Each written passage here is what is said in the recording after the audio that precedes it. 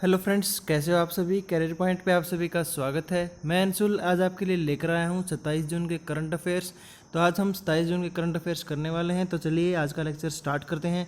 तो सबसे पहले देख लेते हैं कि पहली न्यूज़ क्या है। तो पहली न्यूज़ है नेशनल अफेयर से रिलेटेड। तो नेशनल अफेयर में क्या है कि जो प्राइम मिनिस्टर है नरेंद्र मोदी, उन्होंने उद्घाटन किया है आत्मनिर्भर उत्तर प्रदेश रोजगार अभियान का।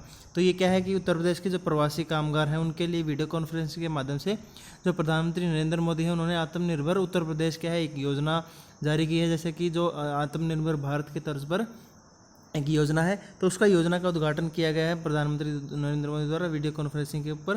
तो जो प्रवासी श्रमिक हैं, जो प्रवासी मजदूर हैं, यानी कि जो माइग्रेंट वर्कर हैं, उनको रोजगार के अवसर प्रदान करने के लिए साथ साथ स्थानीय उद्यमिता को भी बढ़ावा दिया जा सके, यानी कि जो मतलब एक तरह से रोजगार भी मिल सके उनको, और जो एक तरह से इंफ्रास्ट्रक्चर है, लोकल एंटरप्रेन्योरशिप है, उसको भी बढ़ावा मिल सके। तो इसलिए ये जो नया एक तरह से अभियान है वो लॉन्च किया गया है। तो इसमें क्या कहा गया कि जो की पॉइंट्स इसके क्या है कि जो this is the largest employment generation programme country. तो पूरी कंट्री में ये सबसे बड़ा जो है कंट्री में क्या है, जो रोजगार सृजन कार्यक्रम है पूरे सबसे देश में सबसे बड़ा है, जिसमें उत्तर प्रदेश में लगभग 1.25 करोड़ लोगों को रोजगार प्रदान किया है। तो इसमें क्या है कि जो मतलब यूपी में अकेले यूपी में 1.25 करोड़ लोगों को रोजगार इसने दिया है। This scheme is launched in 31 districts with more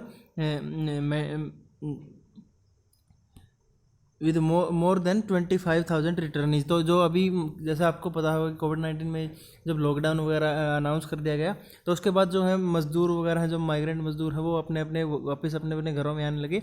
तो इन्होंने तकरीबन क्या है कि जो 25,000 से अधिक जो रिटर्न हुए थे, जो मज़दूर वापस आए थे, तो उनको 31 डिस्ट्रिक्ट में इस स्कीम के तहत क्या किया गया है, 1.25 करोड़ लोगों को तकरीबन क्या दिया गया है, रोज़गार दिया गया है।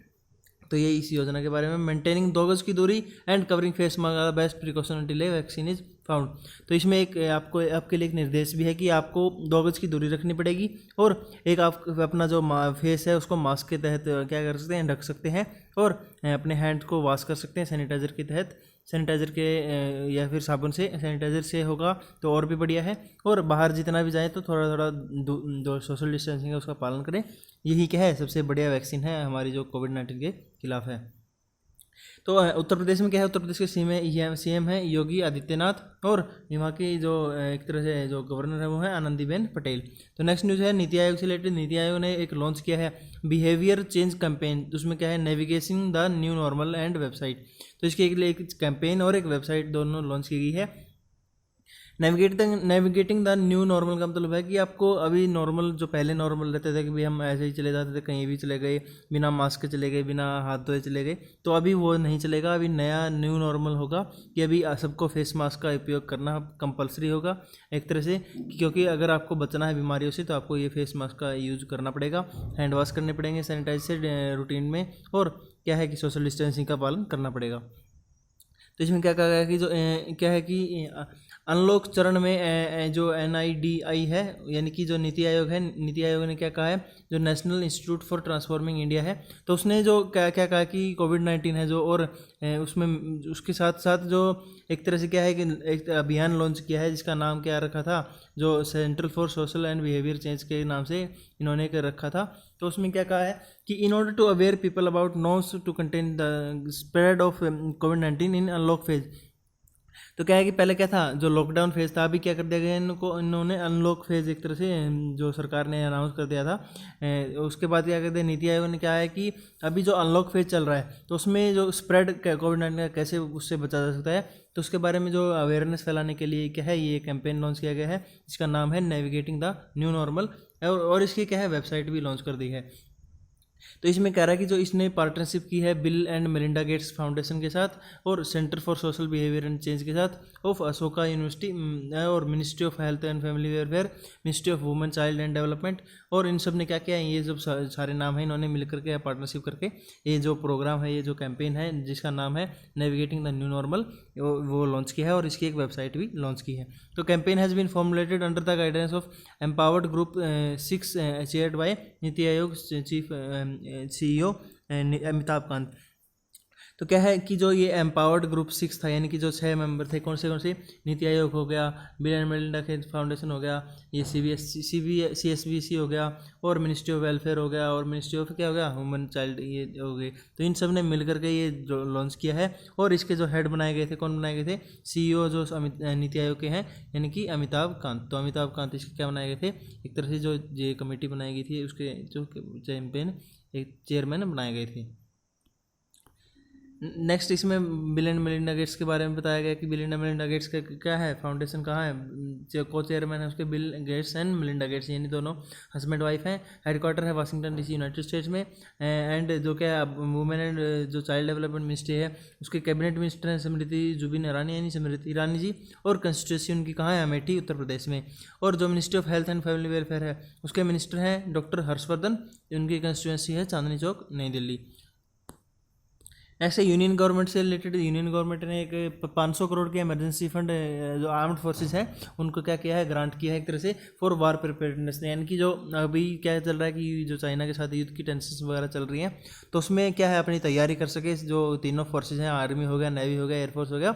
तो उनको क्या दिया गया है, 500 करोड़ रुपये की एक अमाउंट दी गई है, consultation with department of military affairs. तो क्या है इसमें क्या किस लिए दी गई, तो क्या है कि चीन के साथ जो सीमा तनाव अभी चल रहा है, उसके बीच में केंद्र सरकार द्वारा क्या किया गया है, एक वित्तीय शक्ति तीनों सेवाओं को प्रदान की गई है। एक तरह से क्या है कि एक डिफेंस सर्विसेज को एक पावर दे दी गई है, ऑनगोइंग जो टेंशन फाइनेंशियल पावर दे दी गई है, ताकि क्या है कि जो तीनों सेनाएं हैं, कौन सी भारतीय सेना होगी, नौसेना होगी, या फिर वायुसेना होगी, तो किसी भी हथियार, अगर कोई भी हथियार या इन्वेंट्री वगैरह खरीदनी है तो उसको 500 करोड़ रुपये तक की ग्रांट दे दी गई है तीनों सभी जो आर्म्ड फोर्सेज हैं, ताकि वो क्या कर सकें, जो मतलब एक तरह से जो सामान वगैरह है वो खरीद सकें। और ये मान लो जो डिपार्टमेंट ऑफ मिलिट्री अफेयर है, तो उसकी जो कंसल्ट करके उसके साथ जो ये क्या है, एक तरह से परामर्श करके वो खरीद सकते हैं कोई भी हथियार।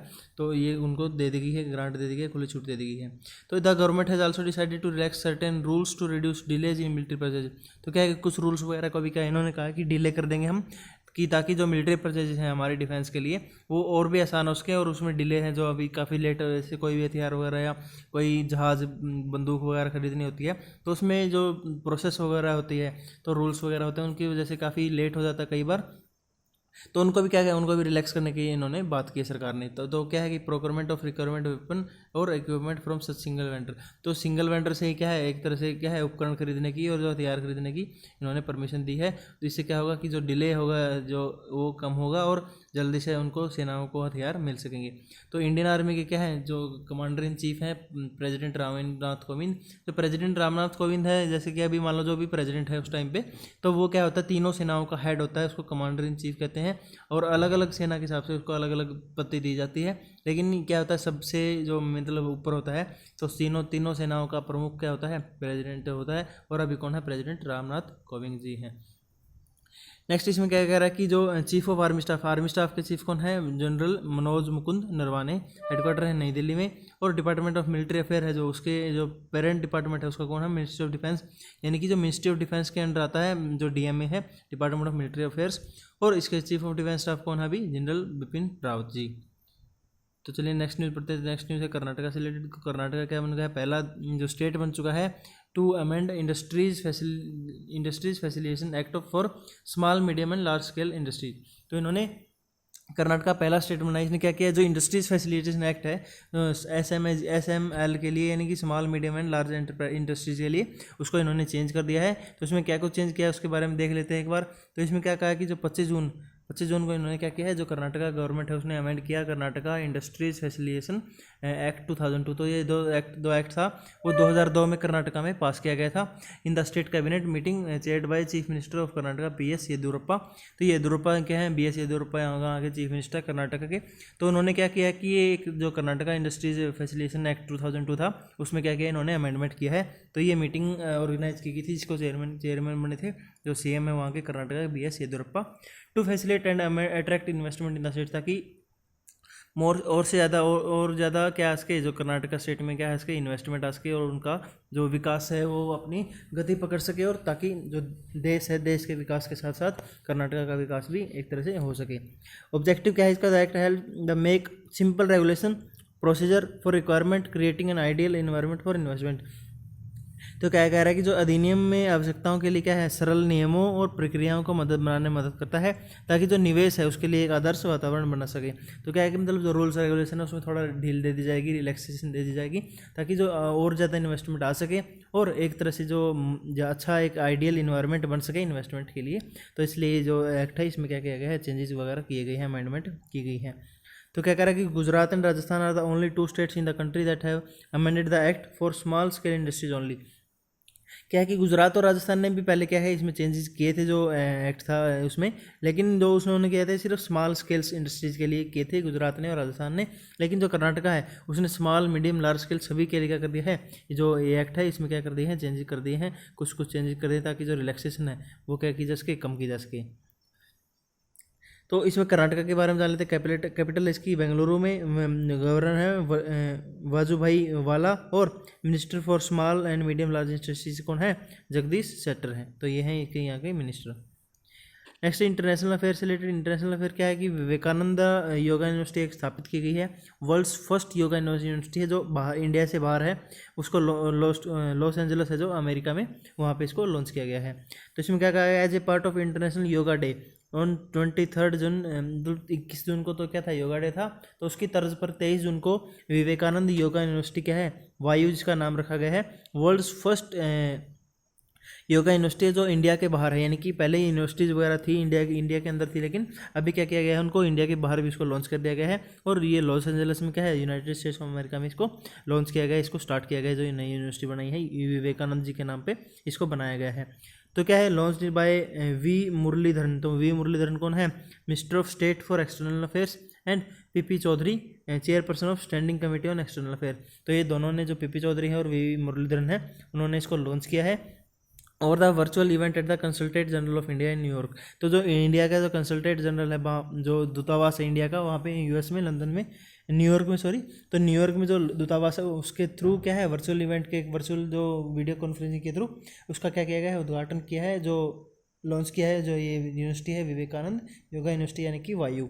तो इसके फर्स्ट चेयरमैन कौन होंगे, वायु के डॉक्टर HR नागेंद्र। तो ये काफ़ी इंपॉर्टेंट है, क्योंकि आप आज जो पता है आपको कि जो योगा डे है, इंटरनेशनल योगा डे, वो काफ़ी इंपॉर्टेंट है आजकल, क्योंकि इंडिया की तरफ से इसको प्रपोज किया गया था यूनाइटेड नेशन में, और यूनाइटेड नेशन ने इसको प्रस्ताव को मान लिया था मात्र 90 दिन के अंदर अंदर। तो ये काफ़ी इंपॉर्टेंट क्वेश्चन है, हर बार तकरीबन क्वेश्चन इसको में पूछा जाता है पेपर्स में। तो क्या है कि इसमें जो यूनिवर्सिटी बनाई गई, योगा यूनिवर्सिटी बनाई है, ये और भी इंपॉर्टेंट हो गया। और लेकिन इंडिया में नहीं, इसको इंडिया में ना बना करके बाहर बनाया गया है इंडिया से, तो ये उससे भी ज़्यादा इंपॉर्टेंट हो जाता है। तो उसके चेयरमैन है वो काफ़ी इंपॉर्टेंट है, उनका नाम HR नागेंद्रन। तो ये आपको जो है टिप्स पे याद होना चाहिए। तो SVYAS क्या जो चांसलर कौन है, HR नागेंद्रन होंगे, और लोकेशन होगी बेंगलुरु कर्नाटका में। तो ये बेंगलुरु के कर्नाटका में क्या है, जो SVYAS है, यानी जो योगा यूनिवर्सिटी है इंडिया में बेंगलुरु में, उसके अभी चांसलर है HR नागेंद्रन। तो उन्हीं को क्या बनाया गया है, उसका चेयरमैन बनाया गया है।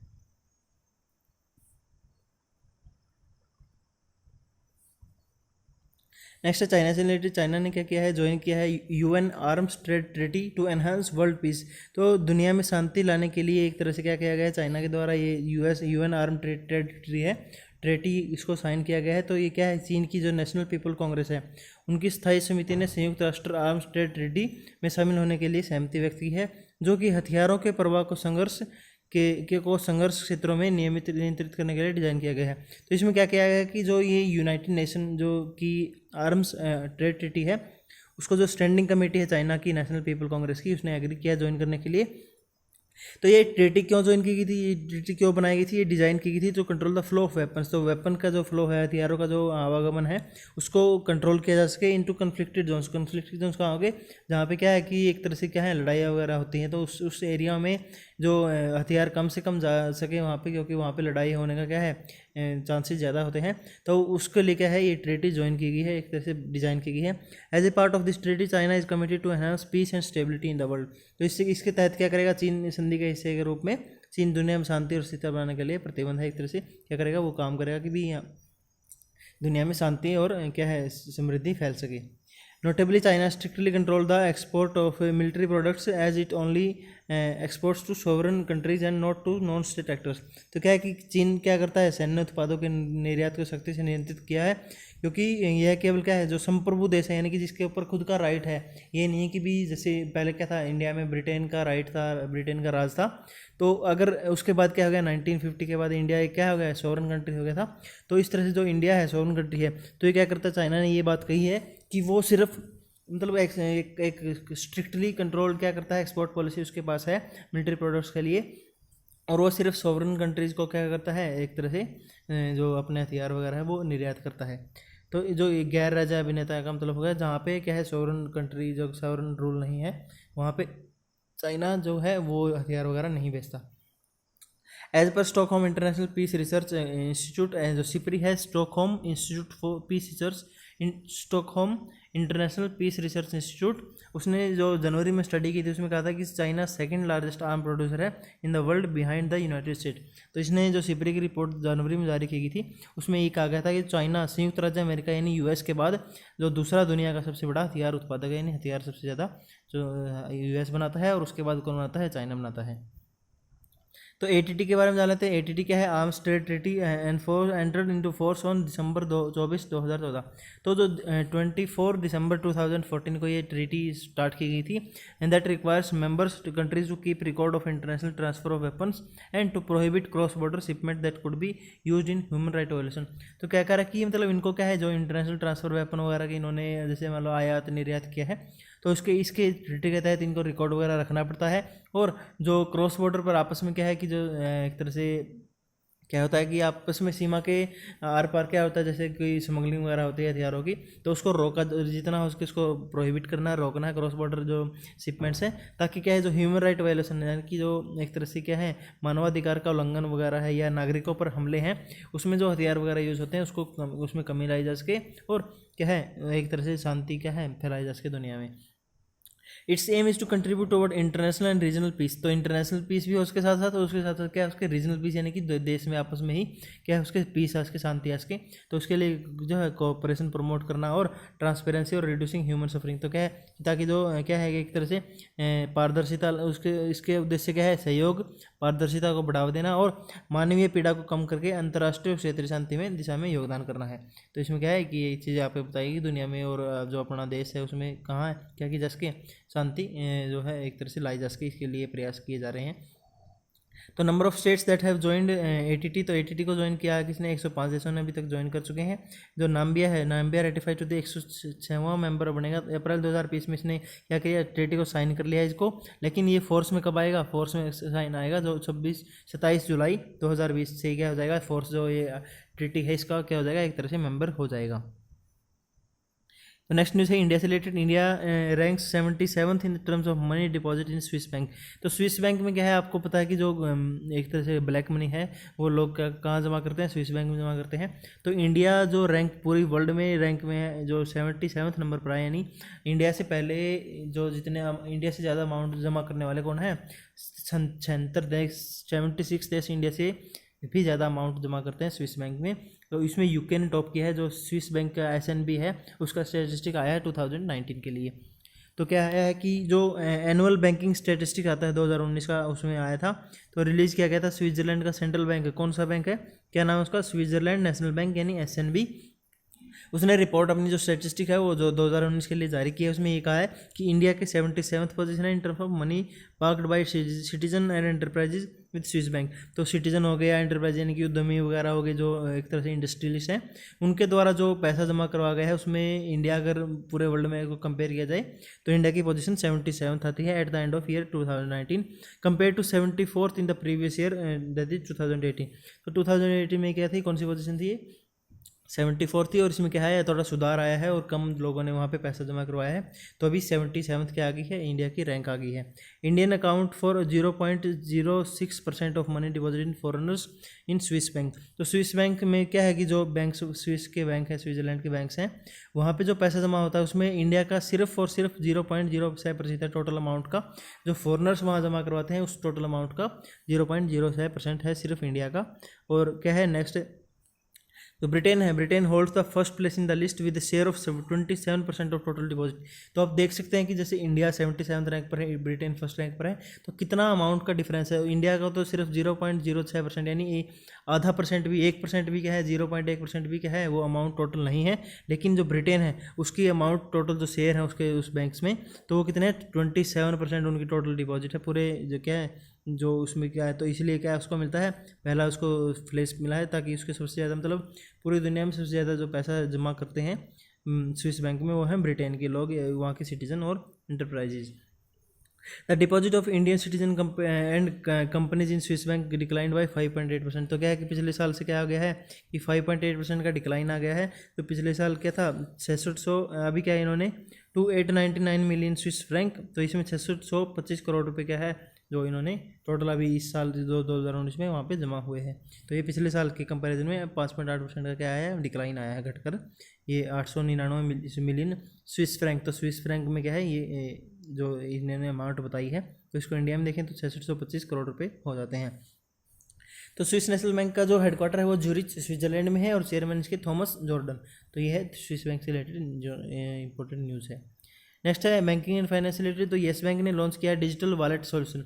तो डिजिटल वॉलेट सॉल्यूशन लॉन्च किया जिसका नाम है युवा पे। तो यानी युवा पे लॉन्च किया है, किसके साथ पार्टनरशिप किया इसने, UDMA technologies to enable contactless payment, ताकि जो सोशल डिस्टेंसिंग का पालन हो सके और कॉन्टैक्टलेस यानी बिना छुए आपस में क्या जिसके जो भुगतान है, संपर्क रहित भुगतान, उसको बढ़ावा दिया जा सके। तो इसके लिए जो येस बैंक है उसने ये नई जो लॉन्च किया है युवा पे वॉलेट सॉल्यूशन लॉन्च किया है।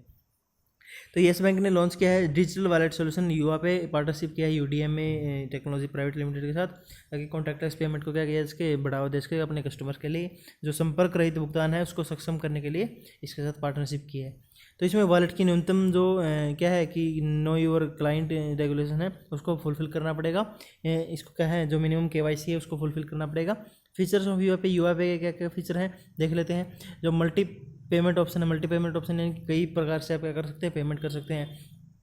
जैसे आप देखते हो कभी UPI में उसमें क्या है, आप नंबर भर के किसी को भेज सकते हैं, या फिर क्या है जो बैंक की डिटेल भर के भेज सकते हैं, या फिर कोई भी कोड स्कैन करके क्या कर सकते हैं, अमाउंट है वो दूसरे पर्सन के पास सेंड कर सकते हैं। तो इसमें कॉन्टैक्टलेस क्या है, can be accessed with on smartphone. और फीचर फोन में भी क्या है, इसके जो ऐप है इसको ये फीचर दिया गया है कि ये फीचर फोन यानी कि जो टच पैड के फ़ोन टच के हैं फ़ोन है या फिर जो बटन वाले फ़ोन है, उन दोनों में क्या किया जा सकता है, इसको एक्सेस किया जा सकता है, इसको चलाया जा सकता है।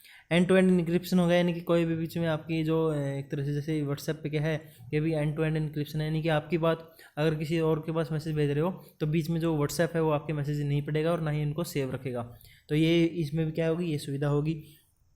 With multi factor authentication which prevent back hacking and जो एनेबल प्राइवेसी प्रोटेक्शन। तो क्या है कि मल्टी जो कई लेवल का इसमें क्या होगा, प्रोटेक्शन होगा, कई लेवल की क्या होगी इसमें प्राइवेसी होगी, ताकि जो हैकिंग वगैरह से इसको क्या किया जा सके, बचाया जा सके। जैसे आप अभी देखते हो कि जो आप जीमेल वगैरह लॉगिन करते हो तो कई बार आपको 2 स्टेप 3 स्टेप वेरिफिकेशन वो करवाते हैं, तो कई बार वो OTP भेजते हैं वो साथ में। और कई बार जो आप जैसे आपके फ़ोन अगर और कहीं पे आप लॉगिन कर रहे हो तो आपके फ़ोन पे एक येस नो का मैसेज आता है कि भाई आप ही लॉगिन कर रहे हो, नहीं हो रहे हो। उसको अगर आप येस नहीं करोगे क्लिक जब तक उसको वहाँ पे लॉगिन नहीं होगा। कई बार वहाँ पे भी क्या है कुछ कैरेक्टर वगैरह दिखा देते हैं कि वही वहाँ पे 80 शो हो रहा है, तो आपके फ़ोन में भी अगर 80 शो हो रहा है तो येस कर दो, और येस कर दोगे तो क्या हो जाएगा, इसको ठीक हो जाएगा वो। तो ये होती है मल्टी जो फैक्टर ऑथेंटिकेशन होती है। तो इसके क्या है हैकिंग वगैरह को इससे रोका जा सकता है। तो जो UDMA है तो उसका क्या है जो टेक्नोलॉजी लिमिटेड है उसका हेडक्वार्टर है कर्नाटका में, और जो फाउंडर एंड CEO हैं उसके कौन है, प्रशांत क्या है प्रशांत भी उनके फाउंडिंग एंड जो CEO हैं वो हैं। येस बैंक का हेडक्वार्टर है महाराष्ट्र मुंबई में, और क्या है मैनेजिंग डायरेक्टर एंड CEO हैं इसके प्रशांत कुमार। तो दोनों का नाम प्रशांत है, तो इससे अभी आप क्या कर सकते हैं, आपस में तालमेल बिठा सकते हैं। नेक्स्ट है जम्मू एंड कश्मीर से रिलेटेड न्यूज़। तो लेफ्टिनेंट गवर्नर कौन है, जो GC मुर्मू है, उन्होंने लॉन्च किया 2 customised loan schemes Jammu and Kashmir bank के लिए फॉर बिजनेस कमेटी। तो बिजनेस कमेटी के लिए जो उन्होंने क्या किया, एक दो कस्टमाइज्ड लोन की जो इन्होंने फैसिलिटी अभी स्कीम है वो स्टार्ट की है जम्मू एंड कश्मीर बैंक के लिए। तो 25 जून को गिरीश चंद्र मुर्मू ने लॉन्च किया। लेफ्टिनेंट गवर्नर है वो कहाँ के, union territory of Jammu and Kashmir. तो उन्होंने रोल आउट किया है 2 customised loan schemes of Jammu and Kashmir bank. तो बैंक के लिए क्या है, जो नाम क्या है उनका, तो Jammu and Kashmir bank business support loan schemes to 2019-20 and Jammu and Kashmir business support loan scheme 2019-20 hotels and guest houses. तो एक तो सिंपल है spot loan scheme, business spot loan scheme. दूसरी है business spot loan schemes for एक तरह से अलग से किसके लिए है, जो होटल्स एंड गेस्ट हाउसेज के लिए है। तो ये दो इन्होंने स्कीम लॉन्च की है। तो इसमें क्या है, with the aim to overcome the business challenges to that have stemmed up due to prevailing conditions. तो क्या है कि जो एक तरह से J&K bank business support loan scheme और जो गेस्ट हाउस के लिए जो लोन स्कीम है उसको स्टार्ट किया गया है, ताकि जो व्यावसायिक चुनौतियां हैं से उभरने के लिए उद्देश्य से जो मौजूदा परिस्थितियों के कारण उपजे हैं, यानी कि जो कोविड-19 के खिलाफ क्या कोविड-19 की वजह से लॉकडाउन वगैरह कर दिया गया था, तो उसमें जो इंडस्ट्रीज़ हैं, जो बिजनेसेज हैं, वो काफ़ी ठप पड़ गए थे, एक तरह से बंद पड़ गए थे। तो उसको दोबारा से क्या है, दोबारा से स्टार्ट करने के लिए होटल्स हैं, गेस्ट हाउसेज हैं या दूसरे और भी बिजनेस हैं, तो उनको समृद्धि के लिए उनके दोबारा से मतलब ओवरकम जो चैलेंजेस वगैरह आए हैं उससे ओवरकम करने के लिए क्या किया गया है, ये जो स्कीम है वो लॉन्च की गई है। हेडक्वार्टर इसका जम्मू एंड कश्मीर का, जो जम्मू एंड कश्मीर बैंक है उसका हेडक्वार्टर श्रीनगर में जम्मू एंड कश्मीर में, और चेयरमैन एंड मैनेजिंग डायरेक्टर किसके कौन, आर के चिब्बर कौन है, इसके CMD है। नेक्स्ट न्यूज़ है अवार्ड एंड रिकॉग्नाइजेशन से रिलेटेड। तो अवार्ड एंड रिकॉग्नाइजेशन में क्या है कि कॉमनवेल्थ के जो गेम की गोल्ड मेडलिस्ट है कौन, वेट लिफ्टर के संजीता चन्नू, उन्हें अर्जुन अवार्ड दिया गया है 2018 का। आफ्टर अवार्ड के लिए उनको क्या किया है, टू गेट उन्हें मिलेगा अर्जुन अवार्ड 2018 के लिए। क्या है कि IWF है जो इंटरनेशनल जो वेट लिफ्टर फेडरेशन है, उन्होंने जो डोपिंग चार्जेस उनके ऊपर लगाए थे उनको क्या कर दिया, हटा दिया है। तो इंडियन वेट लिफ्टिंग फेडरेशन ने जो सेक्रेटरी हैं सहदेव यादव इन्फॉर्म किया कि 2 टाइम की जो कॉमनवेल्थ गोल्ड मेडलिस्ट रह चुकी हैं वेट लिफ्टर जो के संजीता चानू है, उनको अर्जुन अवार्ड दिया जाएगा 2018 के लिए। तो क्या this comes after the international weight lifting federation, तो उन्होंने क्या किया, उनके ऊपर चार्जेस हैं जो हटा दिए हैं, तो इसके बाद क्या किया, ये फैसला लिया कि उनको अर्जुन अवार्ड दे दिया जाएगा। तो award is given to her as per the Delhi high court order 2018।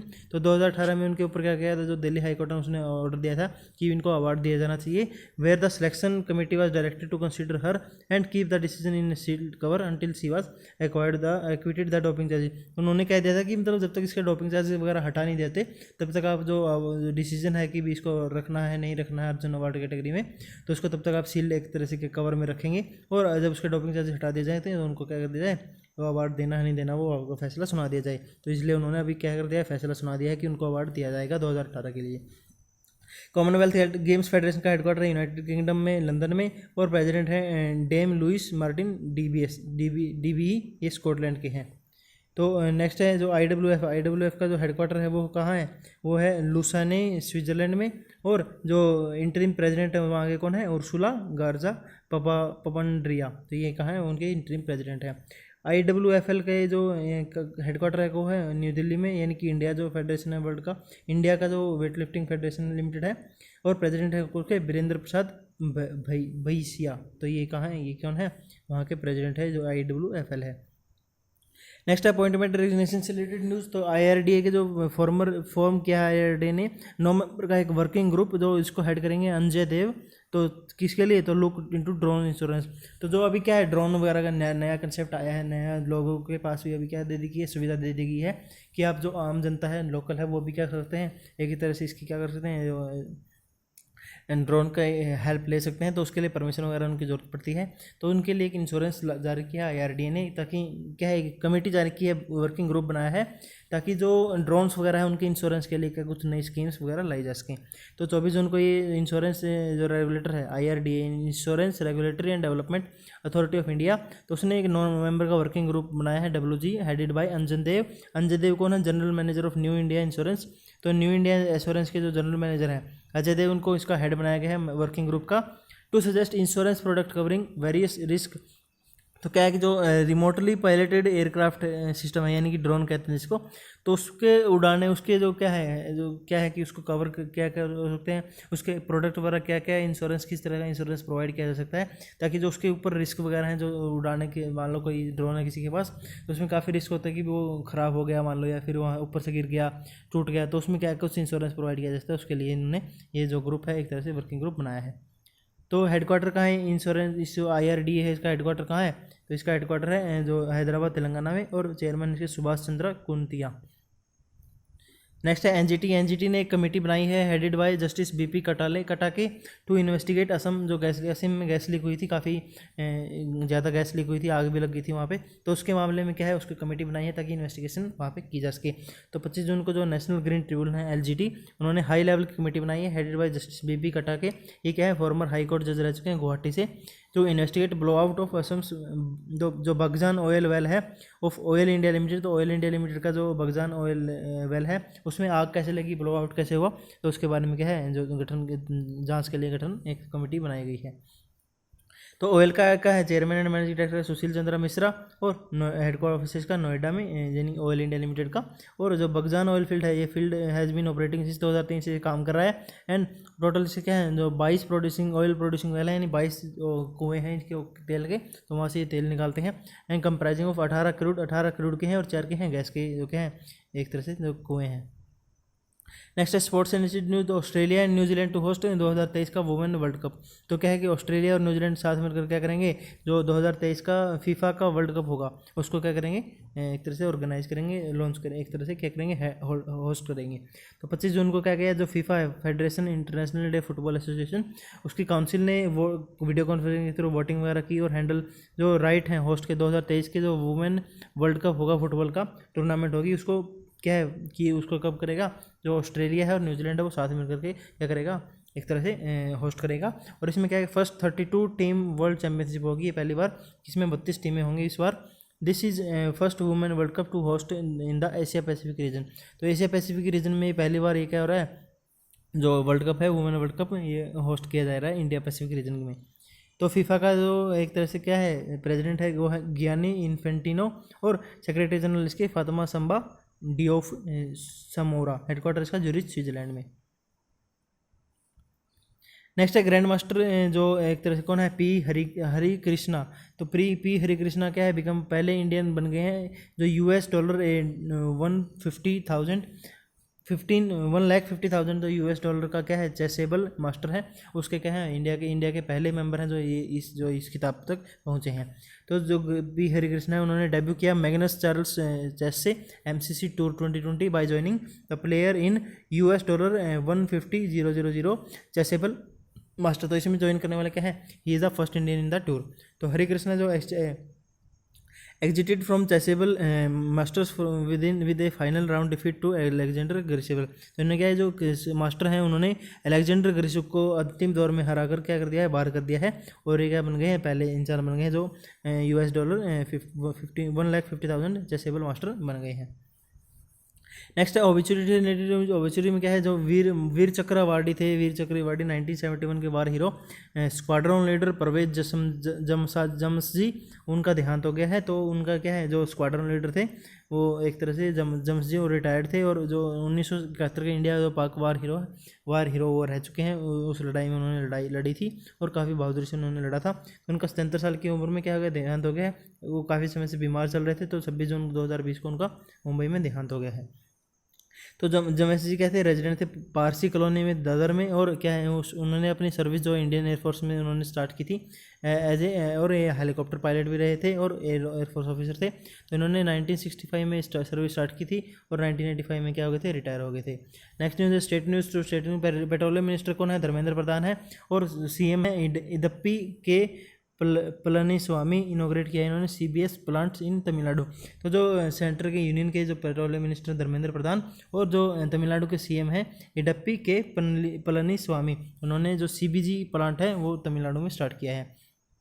तो इसमें क्या किया, 23 जून को इन्होंने जो स्टार्ट किया था CM ऑफ तमिलनाडु और धर्मेंद्र प्रधान ने, तो कि जो इनोग्रेट किया कंप्रेस्ड बायोगैस प्लांट, यानी कि CBG यानी कि कंप्रेस्ड बायोगैस प्लांट। तो बायोगैस प्लांट इन्होंने स्टार्ट किया है नमक्कल, और जो CBG फ्यूल स्टेशन है पुडुचेरियाम और रसीपुरम। तो इन्होंने क्या है वर्चुअल प्लेटफॉर्म पे इन्होंने इसको लॉन्च किया है, स्टार्ट किया है। तो ये जो 15 टन का पंद्रह टन पर डे क्या है, जो CBG प्लांट की क्या कैपेसिटी होगी नमक्कल वाले की, और ये किसको द्वारा स्टार्टअप किया गया है, IoT infrastructure and energy services के द्वारा। ये किसका वेंचर है, ये दो चीज़ों का वेंचर है, इंडियन ऑयल कॉर्पोरेशन लिमिटेड का और जर्मनी की जो ऑयल टैंकिंग GmbH है, उन्होंने ये स्टार्ट किया, दोनों ने मिलकर के, इन दोनों का एक जॉइंट वेंचर है। तो इसकी टोटल एक्सपेंस कितना है, 25 करोड़ इसके ऊपर टोटल खर्चा आया है। तो ministry of petroleum and natural gas के धर्मेंद्र प्रधान मिनिस्टर हैं, सेक्रेटरी कौन है, तरुण कपूर है। नेक्स्ट सेंटर ने अलोकेट किया 4125 करोड़ यानी 4125 करोड़ का जो एक तरह से रिज्यूनेट करने के लिए, ताकि जो small medium and tiny industries हैं सेक्टर है इन तमिलनाडु में, उसको बढ़ावा दे सके, उसको क्या है विकास की तरफ उनके कायाकल्प के लिए ये जो अमाउंट है दी गई है सेंट्रल गवर्नमेंट के द्वारा। तो ये 4125 यानी कि 4125 जो करोड़ की अमाउंट दी गई है तमिलनाडु को। तो इसमें क्या है, स्मॉल मीडियम और टीन इंडस्ट्रीज़ के लिए क्या गया है, ये जो रोज़गार के लिए उनके जो कायाकल्प के लिए जो अमाउंट है वो दी गई है। तो ये 10% है total allocation of the scheme, and the scheme is being effectively implemented in the state. तो जो टोटल स्कीम उसका कितना है, ये 10% है, और इसको जो इफेक्टिवली क्या किया जा रहा है, इम्प्लीमेंट किया जा रहा है इसमें जो तमिलनाडु स्टेट है उसमें। तो इम्प्लीमेंटेशन स्मार्ट सिटी स्कीम्स के क्या है, जो तमिलनाडु के चीफ मिनिस्टर हैं एडप्पी के पलनीस्वामी, तो उन्होंने फाउंडेशन रखी थी 166 करोड़ रुपए की, तो Pillur joint water supply scheme के लिए, और जो न्यू डिजाइन उकडम पॉन्ड है, और जो पेडेस्ट्रियन एमिनिटीज है बिल्ड जो की है 39 करोड़ की सहायता से क्या की है, जो ओपन कर दी गई है पब्लिक के लिए, 39 करोड़ की लागत से इन्होंने बनाया गया था। तो ये कुछ स्कीम है जो क्या इम्प्लीमेंटेशन की गई है स्मार्ट सिटी स्कीम के तहत। तमिलनाडु की कैपिटल है चेन्नई, और गवर्नर है वहाँ के श्री बनवारीलाल पुरोहित जी। नेक्स्ट न्यूज़ है महाराष्ट्र से। महाराष्ट्र ने अनाउंस किया है Mahaparwana to attract fresh industrial investment, ताकि इंडस्ट्रीज वगैरह की इन्वेस्टमेंट को अट्रैक्ट किया जा सके। उसके लिए एक नया महापरवाना के नाम से क्या किया है, एक प्रोजेक्ट एक तरह से बनाया है नया, एक तरह से इंडस्ट्रीज़ के लिए और इन्वेस्टमेंट वगैरह अट्रैक्ट करने के लिए अनाउंस किया गया है। तो ये execution the plan will offer incentive and single window clearance system. तो एक तो सिंगल विंडो क्लियरेंस सिस्टम देगा, यानी एक ही जो प्लेटफॉर्म है वहीं पे आपको सारी सुविधाएं मिल सकेंगी। आप कोई भी अगर मान लो इन्वेस्टमेंट करनी है तो उससे जुड़ी सारी जानकारी एक ही प्लेटफॉर्म में मिलेगी, और जो इंसेंटिव वगैरह भी कुछ योजना प्रोत्साहन वगैरह और कुछ छूटें वगैरह भी दे दी जाएंगी आपको। तो मैत्री स्कीम क्या है, मैत्री स्कीम एक इसी के लिए है, इन्वेस्टमेंट को बढ़ावा देने के लिए। तो इसके चेयरमैन है हर्षदीप कांबले, हेडक्वार्टर मुंबई महाराष्ट्र में, और ऑब्जेक्टिव क्या है इसका, to attract investment and employment in the state. तो ये जो मैत्री स्कीम है ये महाराष्ट्र के द्वारा ही लॉन्च की गई है, जो इन्वेस्टमेंट वगैरह को एम्प्लॉयमेंट को जो अट्रैक्ट करने के लिए पूरे स्टेट में। तो आज की लास्ट न्यूज़ क्या है, जो आज की लास्ट न्यूज़ है 23 जो एक तरह से क्या है स्क्वायर किलोमीटर का, जो 23 स्क्वायर किलोमीटर का 29.53 किलोमीटर 29.53 किलोमीटर का जो तिल्लरी फॉरेस्ट एरिया है वो डोडामैंग और जो सवंतवाड़ी रेंज में है उनको डिक्लेयर किया गया है कंजर्वेशन रिजर्व एरिया महाराष्ट्र के द्वारा। तो ये महाराष्ट्र ने जो दादामार्ग और सवंतवाड़ी रेंज के अंदर जो कोस्टल सिंधु दुर्ग डिस्ट्रिक्ट है उसमें जो तिल्लारी फॉरेस्ट है इसको क्या डिक्लेयर किया है, कंजर्वेशन रिजर्व एरिया। तो इसके इकोसिस्टम है जो उसमें टाइगर पॉपुलेशन भी होती है, और वहाँ पे क्या है एक सोर्स है पॉपुलेशन का for the Sahyadri tiger reserve. तो सह्याद्री टाइगर रिजर्व के अंदर भी ये आता है। महाराष्ट्र की कैपिटल है मुंबई, गवर्नर है भगत सिंह कोश्यारी और सीएम है उद्धव ठाकरे। तो आज के लिए इतना ही फ्रेंड्स, कल मिलेंगे हम जो वीकली करंट अफेयर्स की क्विज के साथ। तो आज के लेक्चर में इतना ही। Thank you very much. Video को लाइक कीजिए, शेयर कीजिए और इस चैनल को सब्सक्राइब कीजिए और बेल आइकन को हिट कर लीजिए, ताकि जो चैनल से जुड़ी हुई सारी अपडेट्स हैं वो आपको टाइम पर मिलती रहें। Thank you very much.